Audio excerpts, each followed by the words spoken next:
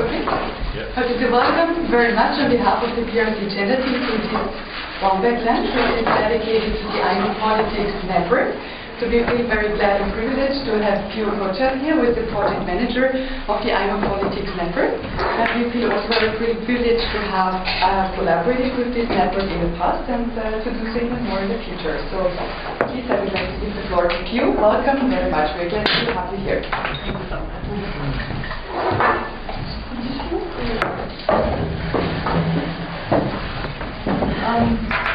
Hi everyone.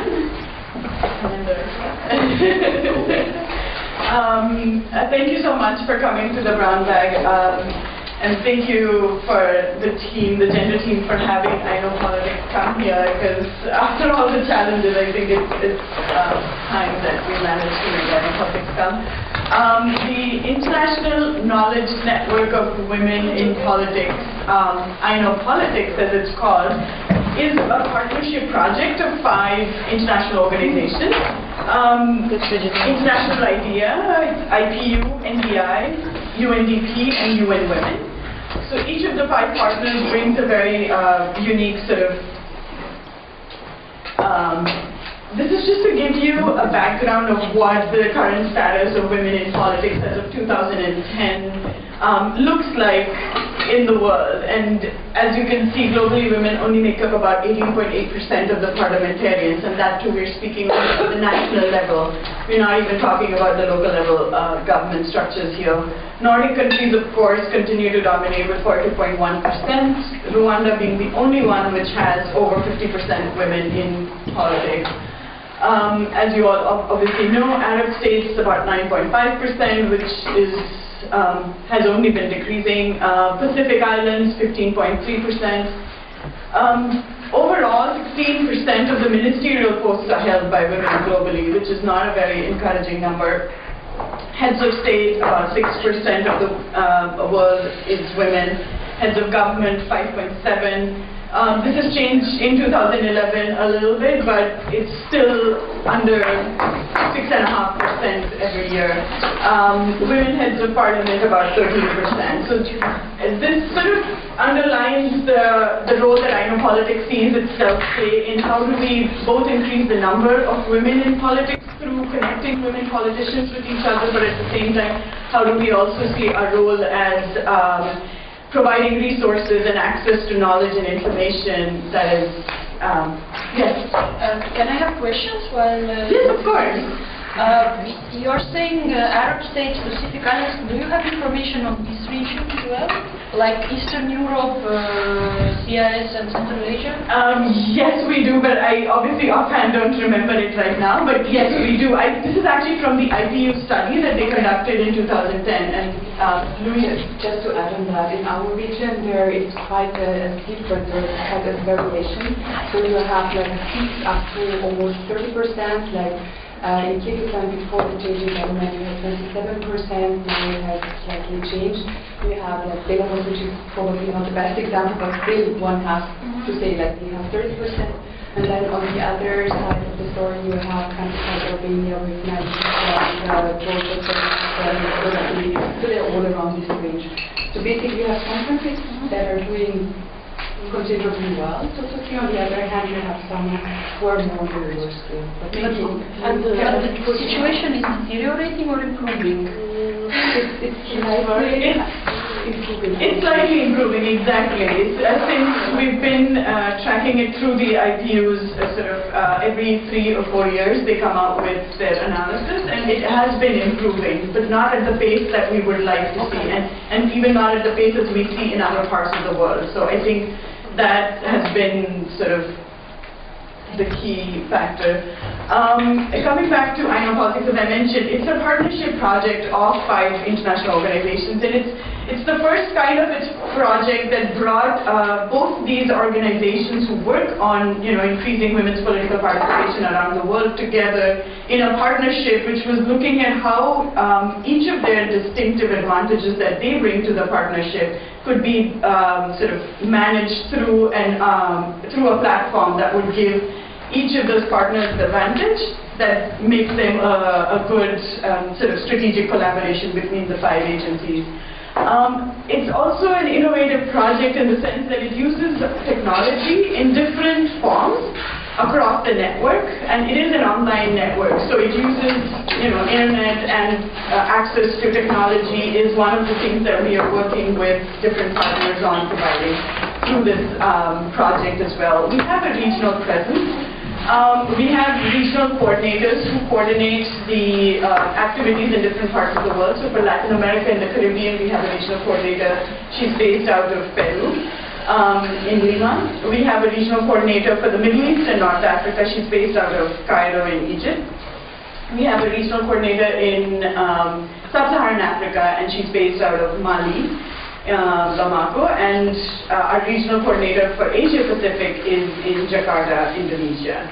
So we have sort of more, and they focus on the sort of understanding the landscape of women in politics in the region, but also our language facilitators. So the Latin American, Caribbean, Sub-Saharan Africa, and Middle East, North Africa regional coordinators are also language facilitators. And the network is in 4 languages: English, French, Spanish, and Arabic as of now. Yes, sorry. No, of course, please. But the regional coordinator is a representative of one of these organizations, or as like network coordinator? No, that's actually a very good question. The way we are structured is that each of the 5 partners contributes staff and resources to the project.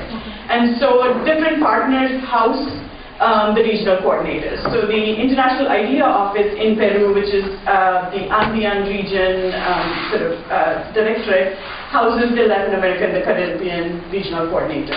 NDI offices in Indonesia and in Mali house the regional coordinators for Sub-Saharan Africa and Middle East, North Africa. And we've just hired the regional coordinator for Asia Pacific, who will also be housed within the NDI office in Indonesia. And I am located between UN Women and UNDP office in New York. So that's how our structure sort of is located. So it is across the 5 continents, literally, and we work in a very virtual team sort of way, which is both exciting and challenging because of the time difference and zones. But it is, I think, one of the sort of unique aspects of working on this project and this team.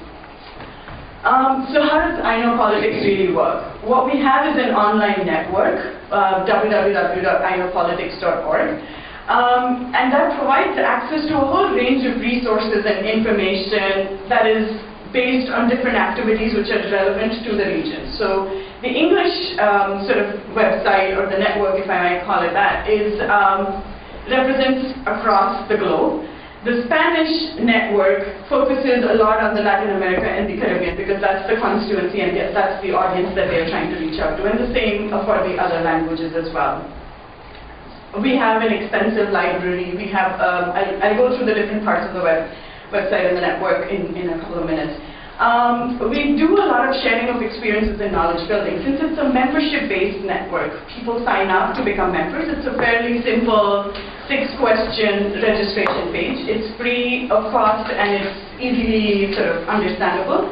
And people who become members of the network are able to share their experiences, their stories, are able to share their events, world news that is taking place, are able to participate in discussions around key activities, for example, upcoming elections. So we have a section called the Election Talk, where women's organizations and networks of activists and women's groups are able to share with the rest of the network what are the activities that they're doing around elections. Yes. Sorry if I missed this, but so if the audience members are also women who are currently politicians? Yes. That's actually a good question. I should have prefaced my starting up by saying that iKNOW Politics works with women in politics. So anybody who is active currently or has been in the past works with women's groups and organizations to support women in politics. So they either provide training or other forms of research and background information to those women who wish to actively take part in politics. Work with international organizations, staff, and other organizations who provide different forms of capacity building, training facilities, etc. So there's a lot of international organizations whose staff are members of iKNOW Politics. And last but not least, political parties and activists within and members of political parties who are also part of iKNOW Politics membership. Currently, we have about 9,500 members across the 4 languages who are part of iKNOW Politics membership base. And yeah, so that's sort of the structure of the membership of who iKNOW Politics is made up of. Moving on to what else do we provide on iKNOW Politics, current and up-to-date news and events that are taking place around the world. So there's a whole sort of real-time sense to iKNOW Politics because we work in different time zones, because we are located in different places. The network is pretty much online 24/7, excepting some days on Sundays. But other than that, we're mostly working through the online network. But we also understand that there is an existing constituency that is largely reachable through use of social media, and that's been something that we've been over the last year and a half very actively sort of work to integrate into the network. We have, of course, a Twitter feed. We have a Facebook presence where we reach out to a group who may or may not be necessarily part of the membership of the network, but we encourage them to try and participate through the channels that they would be most comfortable participating in.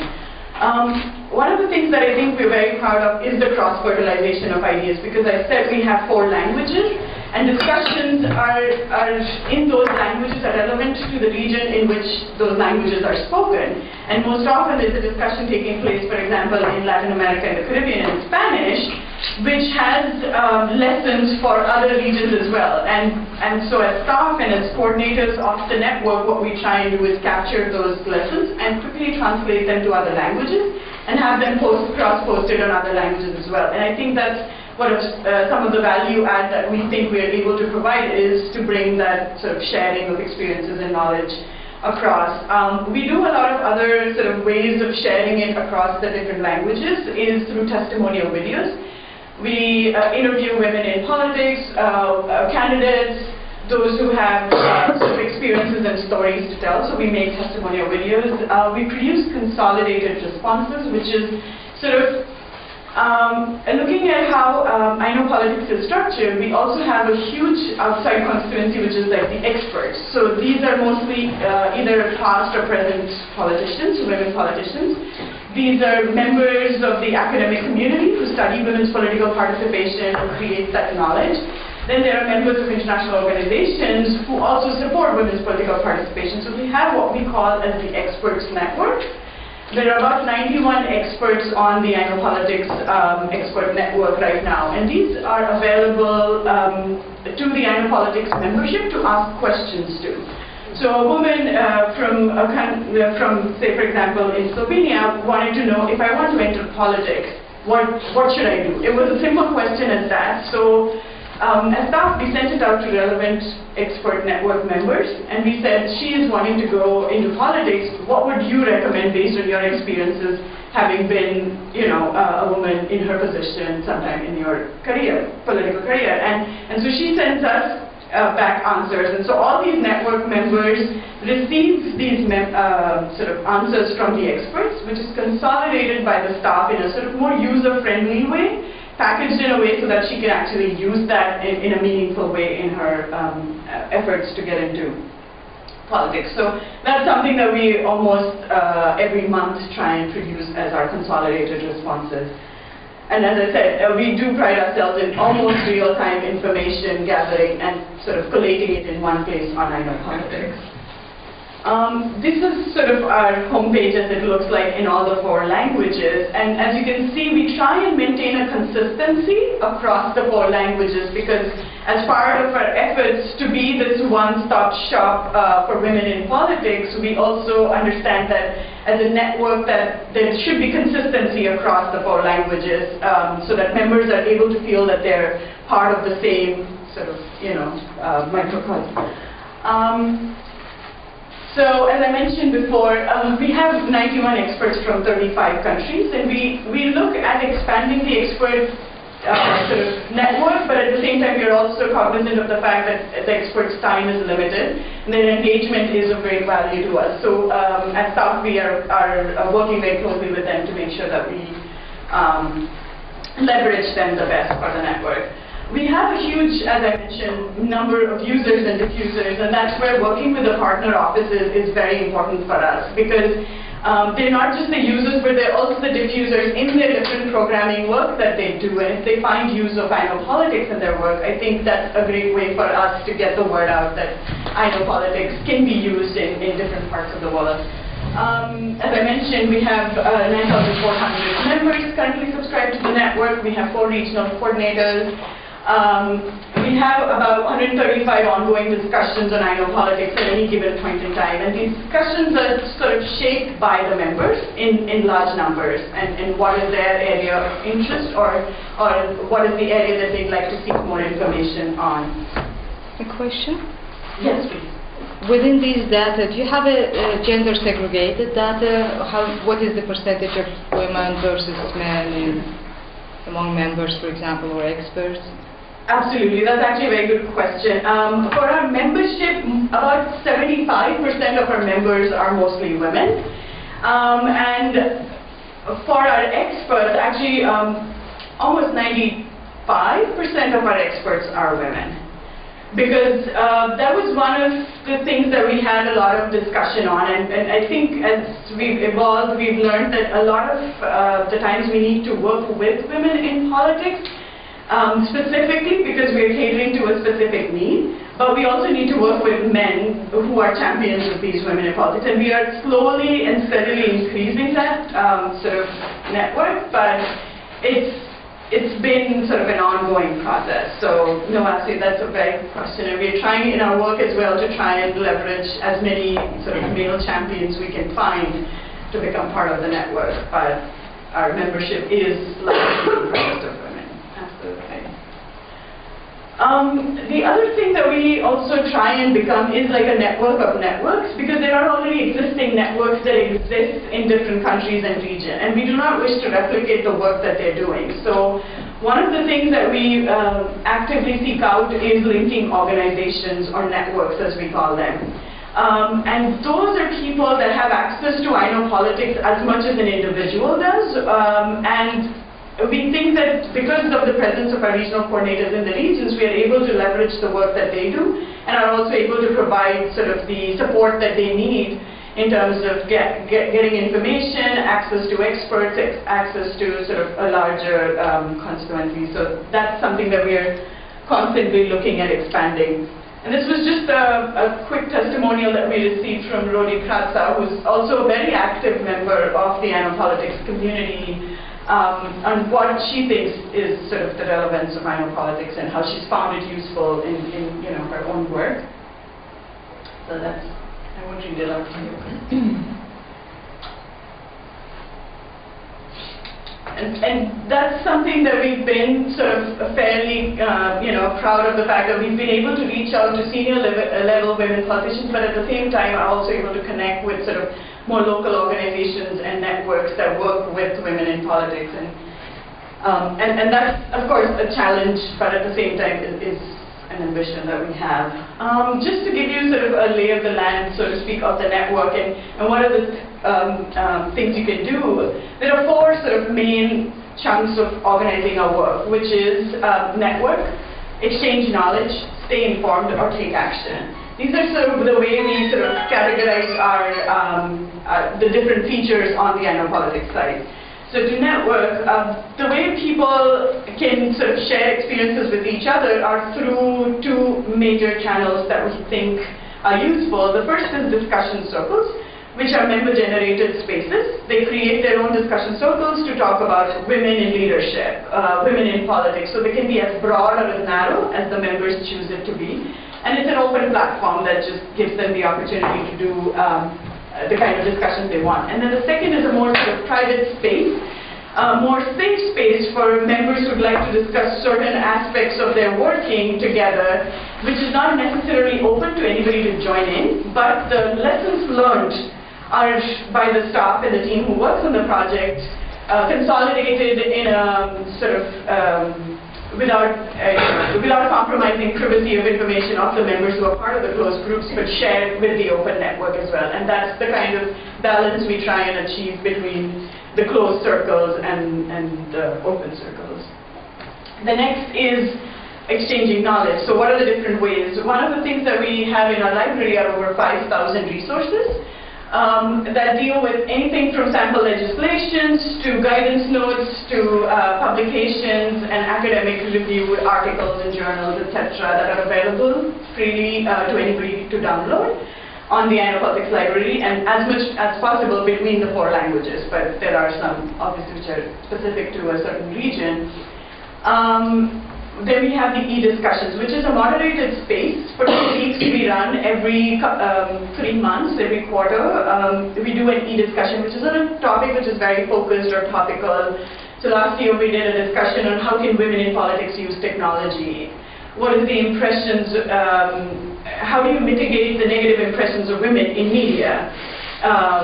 For women in politics, and so how do you work with media? So those were some of the questions that we try and address and break it down and have a 2-week very focused discussion, which is moderated by the staff and is conducted, as I said, every quarter. And this year we are trying to do more regional e-discussions, which are focused on topics of that region. And the summary of the e-discussion then will be translated into other languages so that it's available to those who may not be otherwise participating. As I mentioned, we have experts, so you can ask the expert a question. So you can log into this part of the website and pose a question to the expert. There are expert profiles. There are about 60 profiles that are available online, because not all the experts want everything about them to be posted online. So keeping that in mind, we just list their names, and the bios, etc., are not that updated. So that's based on individual experts' preference. And then the sum all of that is the consolidated responses, which are categorized separately. In terms of e-discussions, are you just leaving it for free discussion, putting in a topic and just waiting for people to communicate on it, or you're bringing resource people into it on your own? No, actually that's a very good question. The way we run the e-discussion is actually a lot of work that goes into bringing the discussion, because one of the challenges of running a network is how you make discussions organic, and that's been our challenge, honestly. But we've also learned a few lessons while doing it, and one of the things we've done is we send out the launch message, as we call it, in all the 4 languages to different networks that already exist out there. We contact our experts, we contact all our members. They get, a month before the discussion actually starts, they get like a notification. And sometimes we actually get back responses from people who wish to post, but may not have the time during those 2 weeks. So they send us their comments well in advance, and then we post it on their behalf. But there is a lot of work that goes into contacting the membership, getting them excited. We post a lot of resources along with the launch message to just kickstart the discussion. So a previous discussion has taken place, we post a summary of that, and we have a bibliography of resources and things. So yes, a lot of work goes into it, but it is moderated. So in the sense that at the end of every day we send out a daily digest. And that also is another way of letting people know that, there are comments coming in, and if you're interested, you could reply to a specific comment or do that. Does that answer the question? Just wanted to give you a quick look of how you can go through the library. The library is sort of organized through thematic focus, and each of the themes has sub-themes. Or you could look for it by region. So if you're interested in looking at a regional resource, you can click on that region and it'll list all the resources, and within that you can further sort of filter down your search. So that's the way our library is sort of organized. Nextly, how to stay informed, it's very simple. We have all news. Again, it's updated between 3 to 5 times, I'd like to say, but mostly 2 to 3 times every day in each of the languages. And we try and make sure that some of the key sort of things that are happening are done in all the languages. So it's more current and topical, but at the same time keeping the regional relevance on that particular language as well. So that's something that the staff does, and a few members have in the past been active in contributing news, but that's mostly generated by the team.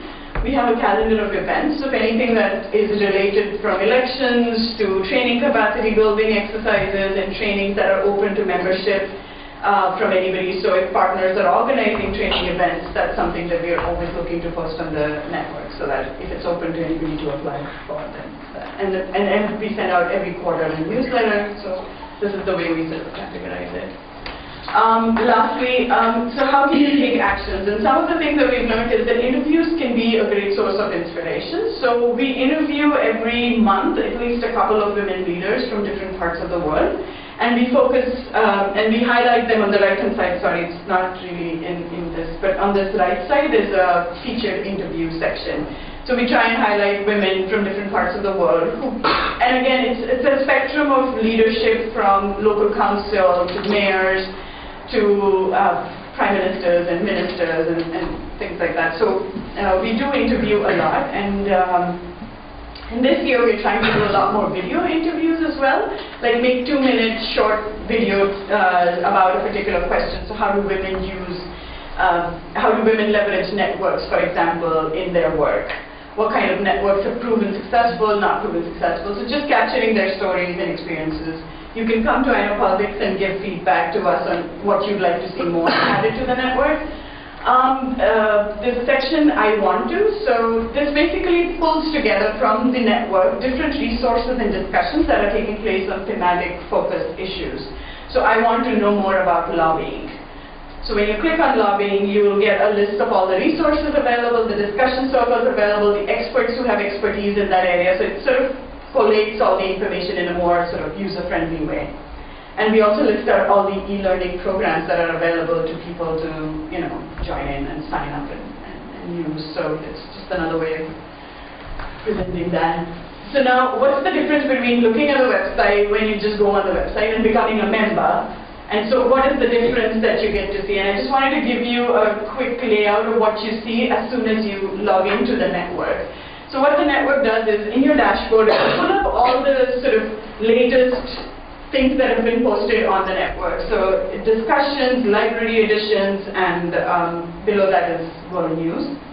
And it gives you this specific section that actually is what will help the network better cater to your needs and your sort of specific interests. So you can, of course, update your profile, add pictures, and give a biography, indicate your areas of expertise so that people can contact you based on that if you want to. And there are levels of sort of access that you can provide, so you can control who you wish to be able to see what. You can ask questions to the expert directly by clicking here. This is all the stuff that you have posted on iKNOW Politics but hasn't been approved by the moderators yet. And that's just to add another level of sort of, validity of the content that gets published on iKNOW Politics. Most of it we do not edit, but just to make sure that everything is relevant and is not defamatory to anybody or anything. You can suggest resources, promote your event, or share world news. So those are just quick links for members to be able to easily access the different features that are there on the network. And we also, as I mentioned, we do Twitter, and we have a section called Who's Online. So you're able to get a sense of who else is online at the same time as you are. We don't have an internal chat facility as yet because, again, there's a level of familiarity between the members of the network that is not there as yet. So if we feel that members really wish to connect with each other on a more sort of direct level in times to come, that might be something that we'd consider. But again, because of the concerns of who has access to how much information, we are very mindful that not a lot of members necessarily need that kind. They can always message each other, but not necessarily chat with each other. So that's that. Just to give you an idea, we have a Facebook page. So those of you who are on Facebook, please do go and like our page. That would be nice. And we have iKNOW Politics Twitter and Facebook sort of hooked up to each other. So anytime we post a new Twitter feed, that gets posted on our Facebook page as well. So that gives us that sort of cross-posting, and we get to also engage with our members more concretely on Facebook as opposed to Twitter, because it's only 140 characters. So people can leave comments or like it, so we get a sense of what is the kind of information our members, not just on the network, but outside, are also interested in getting from us. So now, just to summarize quickly, what can you do with iKNOW politics? And as people who do programming in different parts within one of the partner organizations, I want to take this opportunity to also get some of your feedback on what else can iKNOW politics do, but also give you a sense of what we think, iKNOW politics can provide you when you're working in the things that you do. Because we have a discussion platform, we think that it offers an opportunity for people such as yourselves to be able to use it to generate discussion, to get feedback on what are the sort of best practices out there, what have people used and not found useful. So it could be used as a platform that provides you with that opportunity. With other like-minded organizations through the iKNOW politics space, you're able to connect with them and find out information about who else out there you can work with. Of course, it gives you the access to all the millions of users who come to iKNOW politics, and not just the members, but also those who don't sign up.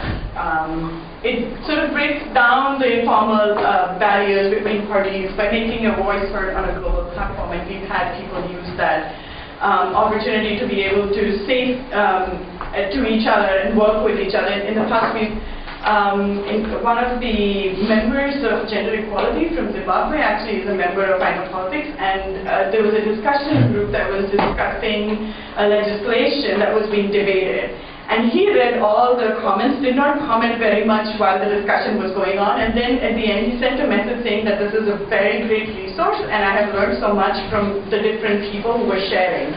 And for us that was sort of an opportunity for us to see that we can connect people who probably would not have heard those messages come directly to them.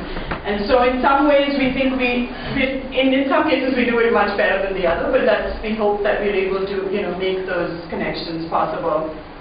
Of course, promote best practices. So if you have documents and publications that are not already on iKNOW politics, I'd be very happy to post them and share it with our members, because that's one of the things that we found. If you see on the right-hand side, there are popular resources that can go back on the website. Those popular resources, best practices, are often most example. I was telling Luis as well that the CEE-CIS study that they had done is actually one of the most read documents on the network, and that also gives us an indication of what kind of interest our members have in reading, and sort of we can populate that section. Of course, promote your events and also find experts for your events if they're of relevance, of course, to what iKNOW politics does.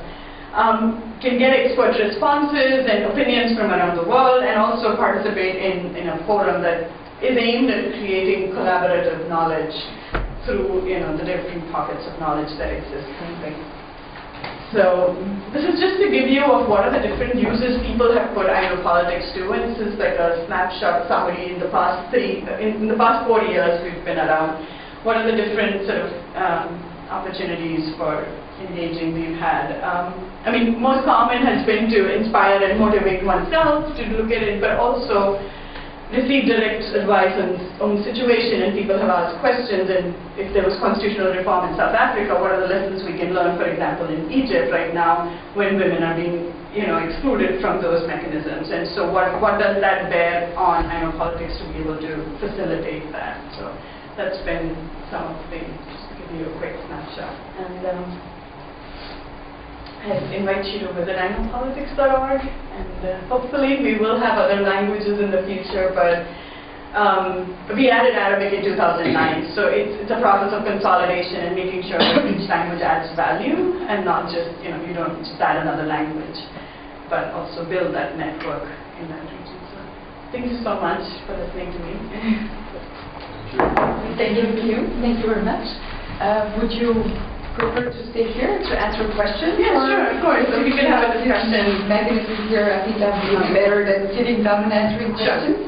So maybe we can collect some questions first, and you want to then answer collectively, or would you want to go one by one? I'm okay either way, whatever you think. Okay, then let's see who we have. Shana, please. Do you support or follow real-time events like elections in the country, local elections, apart from what your members initiate? I can respond to that? Okay. No, actually that's a good question, and if I could quickly show you the website. We have a section that we've started, it's called Election Talk on iKNOW Politics, And that's something that over the last year, actually, we've been trying to develop more sort of in a focused way. So on the right-hand side, you see election talk. It's still a new sort of nascent feature, but what we intend to do with it as we go forward is to look at pre-election, during election, and post-election analysis. And that's something exactly we've heard from country offices as well, that it's good for you to report on the news, but are you tracking it enough to be able to consolidate that entire thing to look historically, also have that archived somewhere so that you're able to track what happened, the number of women. And though we don't necessarily create the intelligence around elections, like there are lots of projects that IDEA does, UNDP does around election monitoring. So bringing all those information together is